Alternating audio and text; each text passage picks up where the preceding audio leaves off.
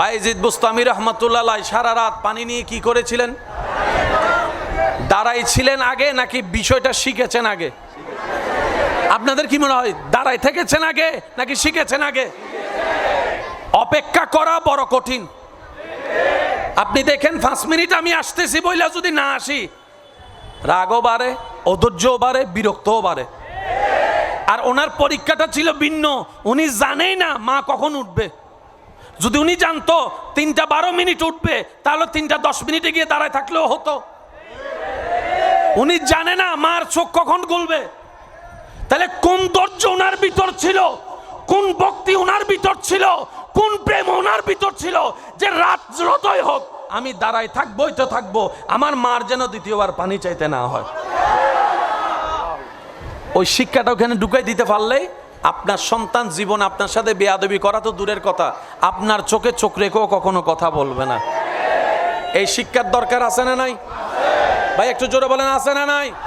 আপনি রিক্সাওয়ালা হন, আপনি অটোওয়ালা হন, আপনি ব্যবসায়ী হন, আপনি চাকরিজীবী হন, ডাজন্ট ম্যাটার, বাবাদের পরিচয় একটাই, ওনারা বাবা, মার পরিচয় একটাই, ওনারা মা।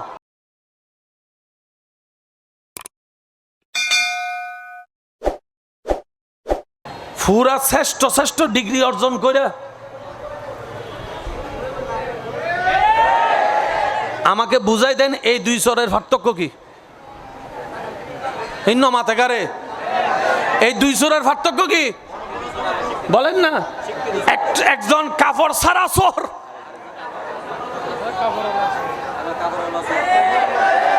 এবার আপনি বাপ হিসেবে, পিতা হিসেবে, বড় ভাই হিসেবে আপনার সন্তানকে এই দুই সুরের কোন সুর হিসেবে দেখতে চান? কথা বলেন আরে ভাই। যদি সার্টিফিকেট ছাড়া হয় তাহলে গায়ে তেল মাইকা করবে, আর যদি বেশি সার্টিফিকেট বলা হয়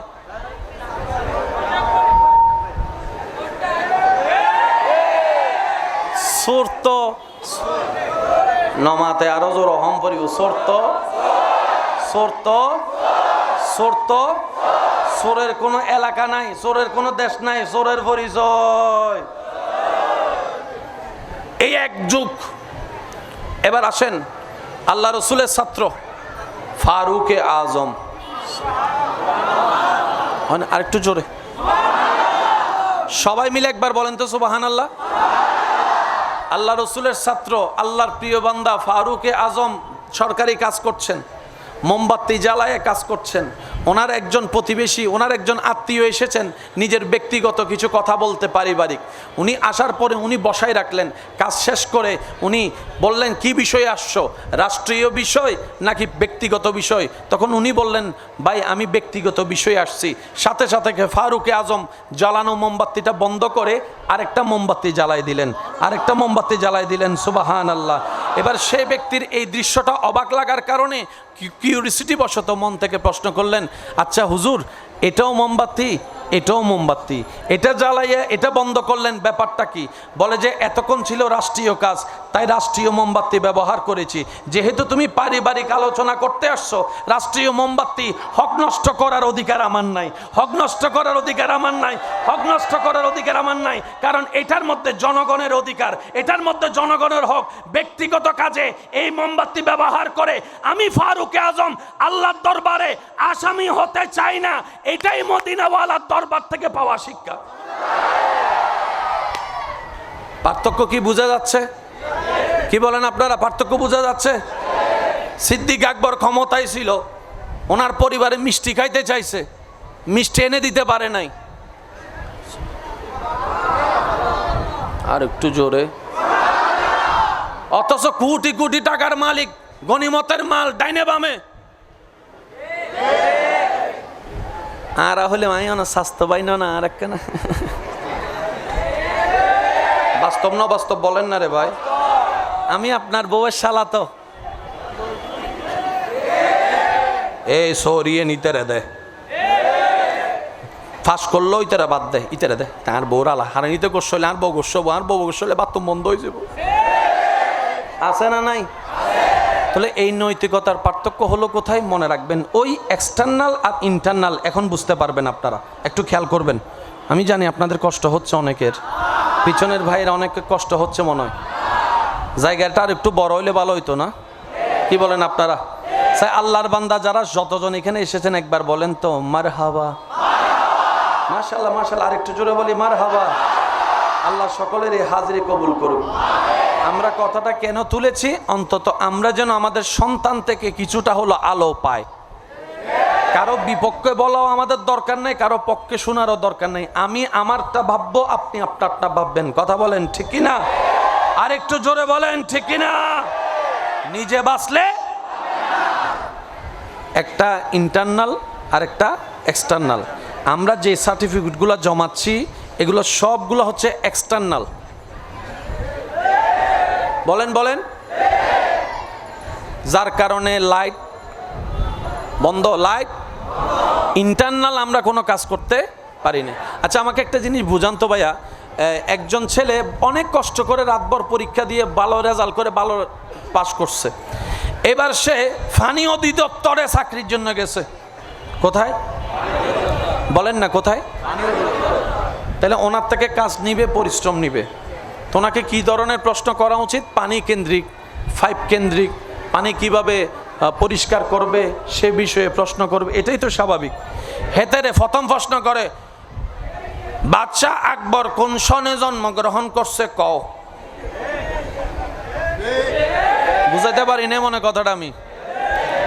চাকরি ফানি কেন্দ্রিক, প্রশ্ন বাদশাহ আকবর কোন সালে জন্ম হয়েছে ক। এটা কয় ফানি রে না কথা কইবি তুই, আর বাদশাহ আকবরের কথা কস কিনলে। তখন হে কয় আমি চেয়ারে বসছি তো, প্রশ্ন তো করা দরকার, হেই লেখা কয় এটা করে দিছি। যারা চাকরি দেওয়ানোর আগে তো এলাইছি আছে না নাই? এবার বলেন আমাদের দেশে বলেন বহির্বিশ্বে সব জায়গায় দিন দিন বেকারত্বের হার, ভাই জোরে বলেন না, বেকারত্বের হার। তো যারা বেকার তাদের পরিবার আছে না নাই? বউ সন্তান আছে না নাই?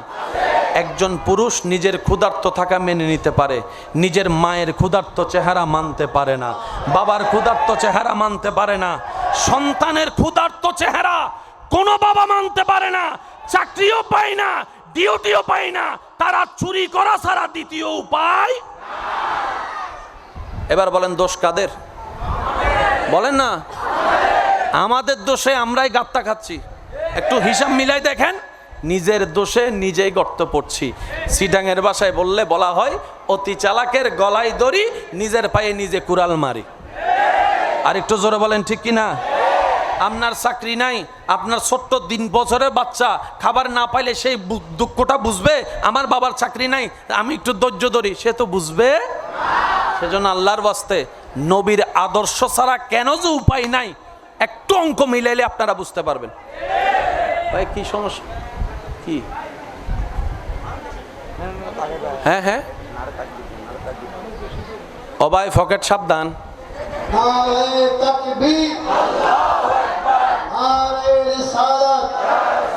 হুজুর আসছে, হুজুর আসছে। পবিত্র ঈদে মিলাদুন নবী, নারে তাকবীর, নারে রিসালাত, নারে গাউসিয়া। পবিত্র ঈদে মিলাদুন নবী, উচ্চ আওয়াজ একবার বলি মারহাবা, আরেকটু জোরে বলি মারহাবা। এবার সন্তানকে এই আলো দেওয়ার ইচ্ছা কার কার আছে? হাত তোলেন। আছে আছে? যারা বিয়ে নগরী তারা হাত তুলি ফেলি। রাখেন রাখেন না, এদের স্বপ্ন দেখে দেরি আর বউ হইব হইব। আল্লাহ কবুল করুক। এই যে আমিনও বলে না, আল্লাহ কবুল করুক। যেটা যার জন্য ভবিষ্যতে ভালো হবে তাকে সে জীবন সঙ্গী দান করুক। একটু মনোযোগ। অন্তরে 2টা জিনিস ফিট করতে বলেছিলাম। কয়টা? একটা হচ্ছে আল্লাহর ভয়। কথায় কথায় বাচ্চাদেরকে বলবেন, বাবা এটা কইরো না, আল্লাহ নারাজ হবে। এটা কইরো না, আল্লাহ নারাজ হবে। বাবার নামাজটা পড়ো, আল্লাহ খুশি হবে। আল্লাহ খুশি হবে, সুবহানাল্লাহ বলে না। খবরদার বড়দের সামনে এরকম কথা বলে না, আল্লাহ নারাজ হবে। বড়দেরকে এভাবে সম্মান করো, সালাম দাও, আল্লাহ খুশি হবে। সে ছোট থেকে যখন আপনার মুখে, বাবার মুখে, মার মুখে, দাদার মুখে, দাদির মুখে আল্লাহ আল্লাহ আল্লাহ আল্লাহ শব্দটা শুনবে, তার কানে বসে যাবে, তার মনে বসে যাবে, তার হৃদয়ে বসে যাবে, তার হৃদয়ে বসে যাবে। কারণ ছোট বাচ্চারা হচ্ছে টেপ রেকর্ডারের মতো, যা শোনাবেন তাই আপনাকে শোনাবে। বাংলাদেশে জন্ম হওয়া বাচ্চাকে যদি আপনি অস্ট্রেলিয়া নিয়ে যেয়ে 10 বছর রাখেন, দেখবেন সে ওইখানকার ভাষা শিখে ফেলেছে। কিভাবে? শুনতে শুনতে শুনতে শুনতে শিখা হয়ে যাবে। ওই বাচ্চাটা বড় হয়ে দেখবেন ওই মা বাবার কথা রাখতে গিয়ে আল্লাহর সন্তুষ্টির কাজে নেমে যাবে।